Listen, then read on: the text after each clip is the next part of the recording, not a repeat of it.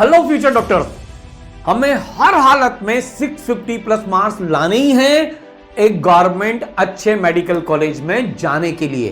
तो इसके लिए जो सबसे ज्यादा जरूरी चीज है, पहले अपना सोच बदलो, अपनी अप्रोच बदलो। पिछले 35 साल में मैंने जो लाखों मेडिकल्स को पढ़ाया है, मेंटर किया है, उनकी एक्सपीरियंस से मैं आपको बता सकता हूं कि सोच का और अप्रोच का बहुत फर्क पड़ेगा। कैसे बदलनी है, आपको यह नहीं सोचना है कि मुझे 650 प्लस मार्क्स लाने हैं। आप इसका बिल्कुल उल्टा सोचो। आप सिर्फ अपने आप को यह अलाउ करो कितने मार्क्स कटवा सकता हूं मैं मैक्सिमम, मेरे पास क्या लिमिटेशन है, यानी कि मैं 720 में से सिर्फ 70 मार्क्स ही कटवा सकता हूं। अब इस 70 मार्क्स कटवाना कैसे है, कैसे कटवा सकते हैं? तो इसके लिए भाई एक्सपीरियंस ये कहता है कि बायोलॉजी में आप टॉलरेंस लिमिट रखो कटवाने की 10 मार्क्स, यानी कि मैक्सिमम 2 क्वेश्चन आपके गलत हो, उसमें आपके 10 मार्क्स कट जाएंगे।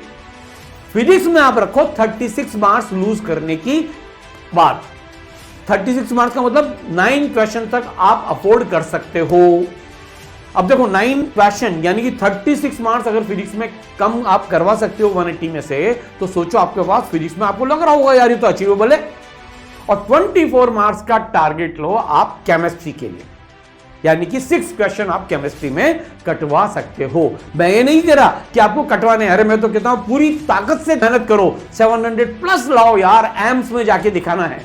लेकिन जब हम थोड़ा सा टारगेट ऐसा लेते हैं, हमारे ऊपर प्रेशर कम हो जाता है, राइट? तो हमें क्या टारगेट लेना है, हमें यह सोचना है किसमें कितना कटवा सकते हैं, इससे कम में हमारा काम नहीं चलेगा। ये हमारे लिए क्वेश्चन ऑफ सर्वाइवल है। अब हर सब्जेक्ट की स्ट्रेटेजी उसके अकॉर्डिंग बनाओ, यानी कि बायोलॉजी में 360 आउट ऑफ 360 का प्लान करो।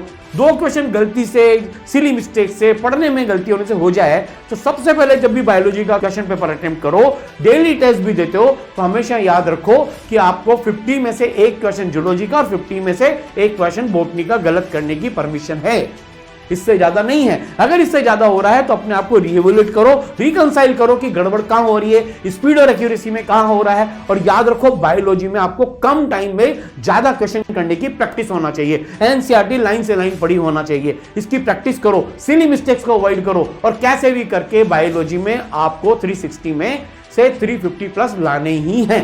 अब बात करें फिजिक्स की, जहां नीट के बच्चों को थोड़ा थोड़ा डर लगता है।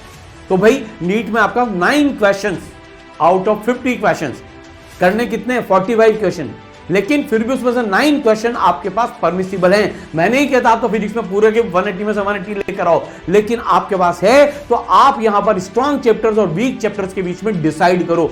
सिलेबस पूरा करके जाना है, बिल्कुल बोर्ड लेवल के क्वेश्चंस होते हैं, इजी क्वेश्चंस होते हैं, आप सब कर सकते हो। लेकिन ये याद रखो किसी भी टेस्ट का टारगेट ये लेके चलो कि भाई मुझे किसी भी हालत में 9 क्वेश्चन से ज्यादा गलत नहीं करने हैं। मैं कैलकुलेशन मिस्टेक कर रहा हूं, मुझे कॉन्सेप्ट समझ में नहीं आ रहा है, सिली मिस्टेक कर रहा हूं, ओवर थिंकिंग कर रहा हूं, स्पीड नहीं बन रही है, इन सब पे काम करो। एक एक पैरामीटर पे काम करोगे तो आपके ये लेवल क्रॉस हो जाएगा, राइट? और फिर केमिस्ट्री में आपको 6 क्वेश्चन की परमिशन है इस तरीके से, उसमें भी इनऑर्गेनिक, ऑर्गेनिक, फिजिकल, सब में कमांड पे देखो कि कहां आपकी कमियां हैं। पहले लेवल पे ये काम करो, इस सोच के साथ काम करो, इससे आपका कॉन्फिडेंस बढ़ेगा। अभी तो बहुत टाइम है यार मई तक आने में, लेकिन इसके बाद यहां रुकना नहीं है। सोच बदलने का नंबर 2, जिस दिन ये कॉन्फिडेंस आ गया यार 650 प्लस तो हो ही गया, अब मैं हर सब्जेक्ट में इंडिविजुअली, टोटल मत देखो, हर सब्जेक्ट का इंडिविजुअल टारगेट लेके सेट करो।